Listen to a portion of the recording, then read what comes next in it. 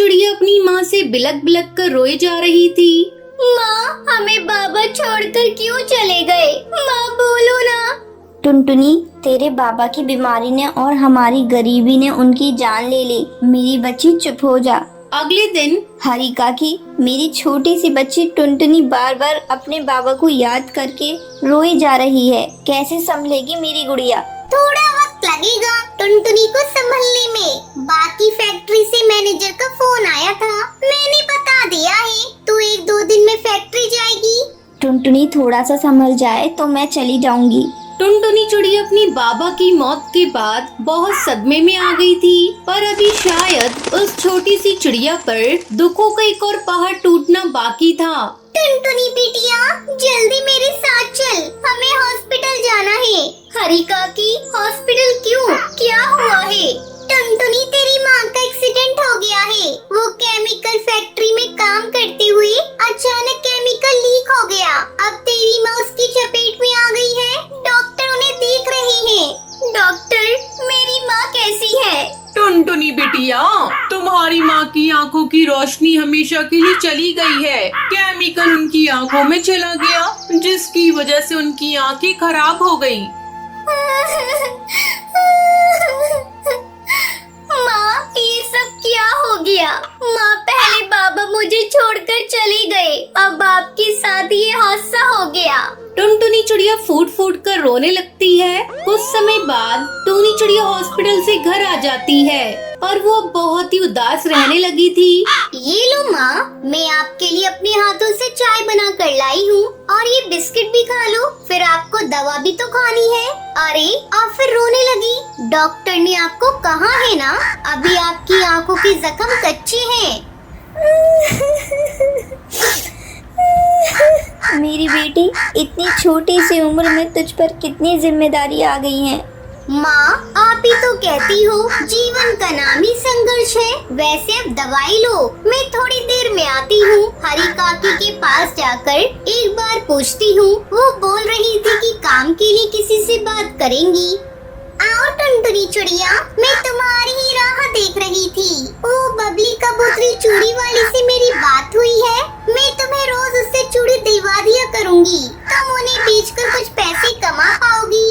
हरी काकी, आपने मेरे लिए इतना सोचा, यही मेरे लिए काफी है। आप मुझे चूड़ी दिलवा दो, काकी मेरी बहुत मदद हो जाएगी। हरी काकी टुनटुनी को बबली कबूतरी से चूड़ी दिलवा देती है। टुनटुनी चिड़िया रोजाना चूड़ी बेचने लगी थी। सुबह से शाम टुनटुनी चिड़िया कभी पार्क में, कभी नदी पार वाले जंगल इधर उधर चूड़ी बेचती थी। बहन जी, चूड़ी ले लो, देखो मेरे पास बहुत सुंदर चूड़ी है, लाल, नीली, हरी, पीली। ले लो बहन जी। अरे नहीं लेनी है हमें चूड़ी, चल आगे जाके बेच। दिलवा दो ना चूड़ी माँ, मुझे भी चूड़ी लेनी है। इधर आ ए चिड़िया, ये कितने की चूड़ी है? ये लाल वाली 5 रुपए की है। 2 रुपए से ज्यादा की नहीं दूंगी, वो भी मेरी बेटी जिद कर रही है इसलिए ले रही हूँ। क्या करूँ, आज तो सिर्फ 15 रुपए की कमाई हुई है, कुछ समझ में नहीं आ रहा। टुनटुनी बिटिया, आ गई तू, बड़ी देर लगा दी आने में। ये आपके लिए रोटी खरीद कर लाई थी, रुको मैं अपने हाथ से खिलाती हूँ। मेरी फूल सी बच्ची सारा दिन मेहनत करती है और मैं अपाहिज तेरी कोई मदद भी नहीं कर पा रही। अरे माँ, चिंता क्यों करती हो, अभी कुछ दिनों में शादी का सीजन आने वाला है, फिर देखना मेरी बहुत सारी चूड़ी बिक जाएंगी, फिर मैं उन पैसों से आपके लिए नया स्वेटर भी खरीद कर लाऊंगी। अगली सुबह टुनटुनी चिड़िया चूड़ी बेचने की उम्मीद पर निकलती है कि उसकी कमाई हो जाएगी तो माँ के लिए कुछ खाने को खरीद लेगी। ऐसे ही एक दिन टुनटुनी चिड़िया एक पेड़ के नीचे चूड़ी बेच रही थी। तभी कड़कनाथ और उसकी बेटी चंपा कौवी वहाँ से गुजरते हैं।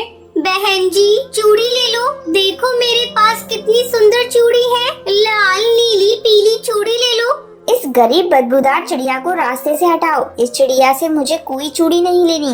मेरे पास से तो बदबू नहीं आ रही, मैं बदबूदार चिड़िया नहीं हूँ, पर उस कौवी ने मुझे बदबूदार क्यों कहा?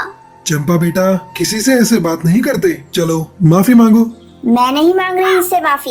इतना कहकर गुस्से में चंपा कौवी वहाँ से चली जाती है। टुनटुनी चिड़िया सी सोच में चूड़ी बेच रही थी पर उस दिन उसकी एक भी चूड़ी नहीं बिकी थी।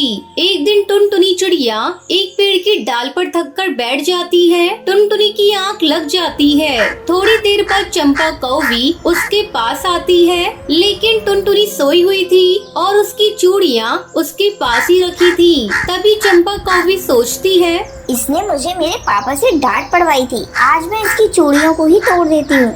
चंपा कौवी थोड़ी दूर जाकर टुनटुनी चिड़िया की चूड़ियों को फेंक देती है और उसकी चूड़ियाँ टूट जाती हैं। ये सब कड़कनाथ सेठ देख लेता है और चंपा कौवी को खूब मारता है। फिर कड़कनाथ सेठ चंपा कौवी को लेकर टुनटुनी चिड़िया के घर आता है, पर वहाँ पहुंचकर कड़कनाथ टुनटुनी की माँ टूनी को देखकर हैरान रह जाता है।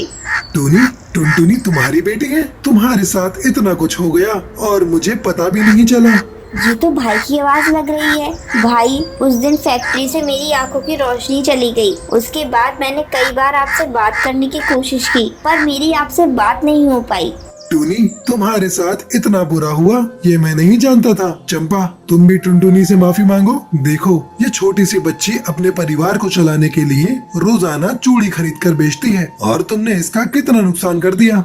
टुनटुनी, मुझे माफ कर दो, मेरे से गलती हो गई। पापा, मैं वादा करती हूँ अब मैं कभी भी किसी की मजबूरी का मजाक नहीं उड़ाऊंगी। टुनटुनी, ये मेरे मुंह बोले भाई हैं। बचपन में हम दोनों साथ खेला करते थे और जब से मेरी शादी हुई तब से हम नहीं मिल पाए। टूनी, अब से तुम्हें चिंता करने की कोई जरूरत नहीं है। अब से टुनटुनी और तुम्हारी सारी जिम्मेदारी मेरी है।